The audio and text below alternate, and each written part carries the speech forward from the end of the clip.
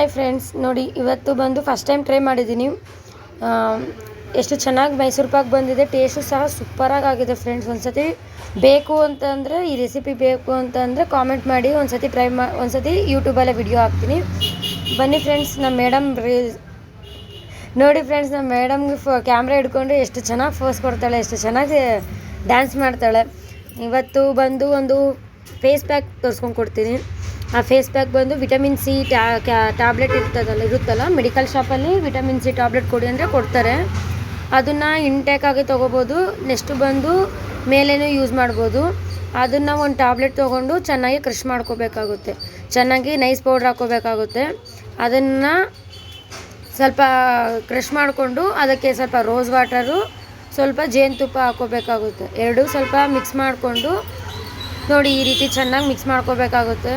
ಒಂದೇ ಸತಿ full tablet ಹಾಕ್ಕೊಂಡ್ರೆ ಅದು ಕರಗೋದಿಲ್ಲ, ಪೇಸ್ಟ್ ಆಗೋದಿಲ್ಲ. ಅದರಿಂದ ಫಸ್ಟೇ ಸ್ವಲ್ಪ ಪುಡಿ ಮಾಡಿ ಹಾಕ್ಕೊಂಡ್ರೆ ಈ ರೀತಿ ಆಗುತ್ತೆ ನೋಡಿ ಫ್ರೆಂಡ್ಸ್. ಒಂದು ಸತಿ ಟ್ರೈ ಮಾಡಿ ನೋಡಿ ಎಷ್ಟು ಚೆನ್ನಾಗಾಗುತ್ತೆ ಅನ್ನೋದು. ನೋಡಿ ಫ್ರೆಂಡ್ಸ್, ಫೇಸಿಗೆ ಯೂಸ್ ಮಾಡ್ತಾಯಿದ್ದೀನಿ.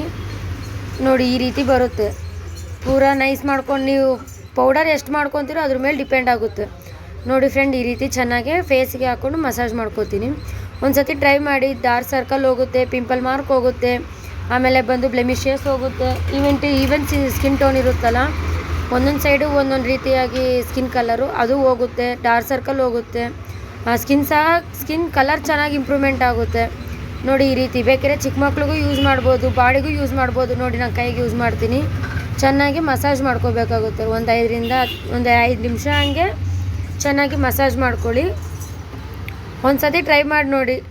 ಒಂದು 30 ನಿಮಿಷ ಆಗಲಿ, ನಿಮ್ಮ ಟೈಮ್ ಸಿಕ್ಕಿದಷ್ಟು ಟ್ರೈ ಮಾಡಿ ನೋಡಿ ಫ್ರೆಂಡ್ಸ್. ಇವಾಗ ತಾನೇ ಫೇಸ್ ವಾಶ್ ಮಾಡ್ಕೊಂಬಂದಿದ್ದೀನಿ ಅರ್ಧ ಗಂಟೆ ಆದಮೇಲೆ.